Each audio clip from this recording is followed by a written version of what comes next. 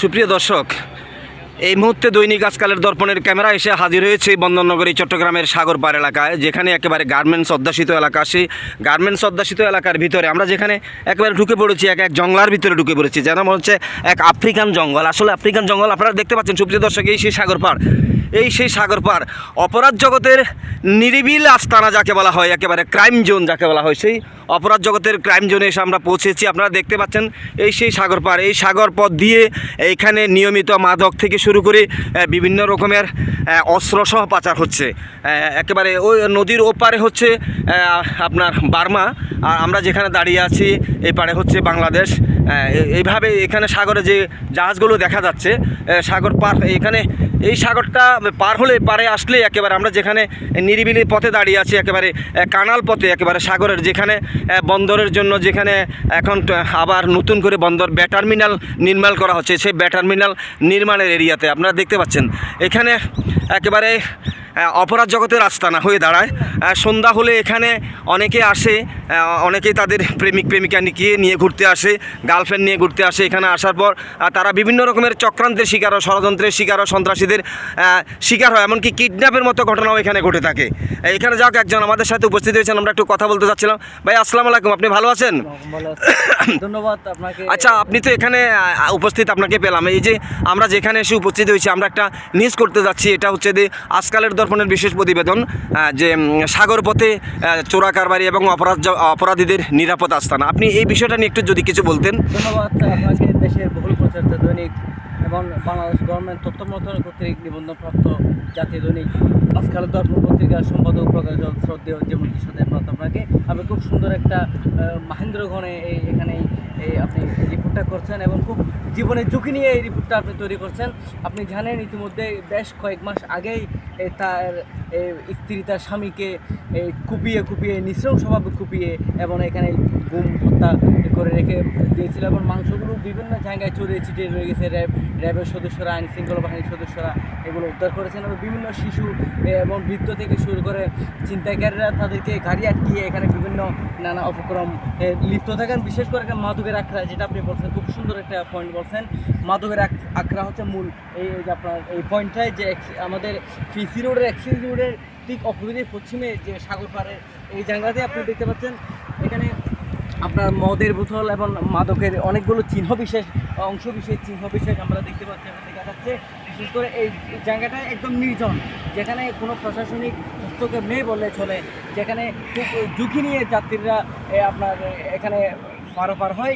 এই অবস্থায় সন্ধ্যা নেমে আসলেই তারা সন্ত্রাসীরা উৎপেতে থাকে, কোন গাড়িকে চিন্তা করবে, কোন ট্রলার চিন্তা করবে, তাকে তার উপর আপনার কী করবে, আক্রমণ করবে।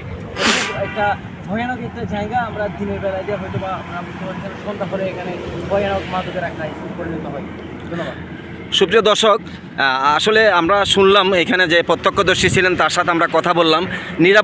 সন্ত্রাসীদের যে নিরাপদ আস্তানা যেখানে বলা হয়, অপরাধীদের যে নিরাপদ আস্তানা, অস্ত্র পাচার থেকে শুরু করে জলদস্যুদের থেকে শুরু করে, যদিও প্রশাসনিকভাবে এখানে কোস্টগার্ড থাকার কথা, কিন্তু অনেক সময় দেখা যায় কোস্টগার্ডকেও যদি কোনো সঠিক তথ্য দেওয়া হয়, তখন কোস্টগার্ড যারা তথ্য দেয় তাদেরকেও হয়রানি করে থাকে।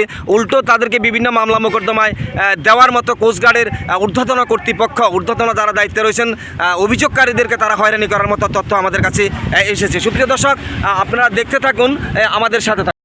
সুপ্রিয় দর্শক, আপনারা দেখতে পাচ্ছেন আমরা বহুল প্রচারিত দৈনিক আজকালের দর্পণের মাল্টিমিডিয়ায় আমরা বেশ কিছু প্রতিবেদন ইতিপূর্বে তৈরি করেছিলাম। অপরাধ জগতের যে নিরাপদ আস্তানা, যেখানে বলা হয় সাগর পথে যারা জাহাজ থেকে মালামাল পাচার করে, অনেক সময় জাহাজও পর্যন্ত কিডন্যাপ করা হয়। ইতিপূর্বে বাংলাদেশে বেশ কয়েকটি জাহাজ কিডন্যাপ করা হয়েছিল। সেই KSRM গ্রুপের বেশ কিছু জাহাজও কিডন্যাপ করা হয়েছিল। জলদস্যুদেরকে মোটা অঙ্কের টাকা দিয়ে তারা সেই জাহাজ উদ্ধার করেছিল। আমরা সেখানে সোমালিয়া থেকে, এটাকে বলা হয় দ্বিতীয় সোমালিয়া একটা। এটা যদিও সাগর পার, এটা বাংলাদেশের অভ্যন্তরীণ এলাকা একেবারে। আমরা যেখানে দাঁড়িয়ে আছি এই পারে হচ্ছে বাংলাদেশ, ও পারে একটি অংশ হচ্ছে থাইল্যান্ড, এমনকি বার্মা বলা হয়, আবার আরেকটি অংশ হচ্ছে সন্দ্বীপ ঘাট।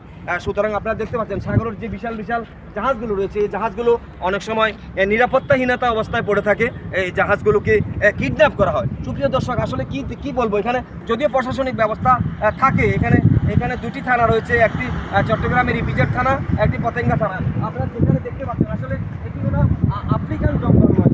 আমরা যেখানে দাঁড়িয়ে আছি এটি হচ্ছে বাংলাদেশের একটি জংলা অঞ্চল। এই জংলা অঞ্চলেই সন্ধ্যা হলে নেমে আসলো অপরাধীদের আস্তানা। সুতরাং কখন মানুষ নিরাপদ হবে?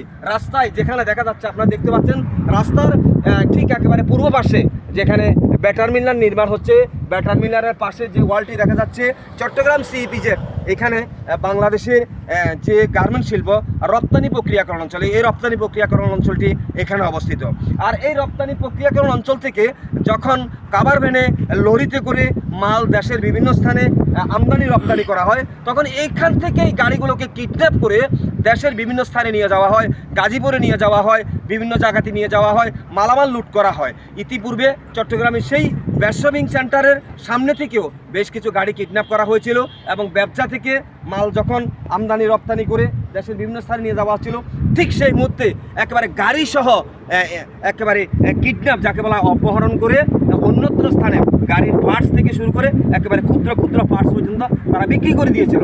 বাইজিৎ থানা পুলিশ সে গাড়ি উদ্ধার করেছিল এবং সেই অপরাধীদেরও উদ্ধার করা হয়েছিল। সুপ্রিয় দর্শক, আপনারা আমাদের সাথে থাকুন।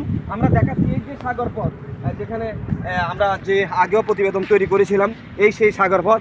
আমরা চাই সেই সাগর পথটাকে প্রশাসনিক ব্যবস্থা আরও জোরদার করে সন্ত্রাসীদের হাত থেকে, জলদস্যুদের হাত থেকে সবাইকে যেন নিরাপদ দেওয়া হয়, এটা আমরা জোর দাবি জানাচ্ছি। সুপ্রিয় দর্শক, দৈনিক আজকালের দর্পণের যে বিশেষ প্রতিবেদন আমরা দেখিয়েছি, আগামীতেও দেখাবো। আপনারা আমাদের সাথে থাকবেন। এই ধরনের কোনো ক্রাইম জোনের কোনো সংবাদ পেলে আপনারা আমাদেরকে নক করবেন।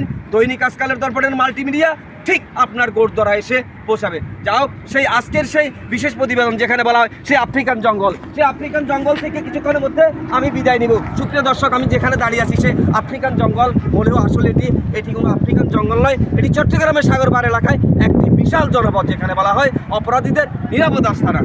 সুপ্রিয় দর্শক, আজকের এই নিরাপদ আস্তানা, যেখানে অপরাধীদের নির্মূল করার মতো জোর দাবি জানাচ্ছি আজকের এই সাগরপট থেকে।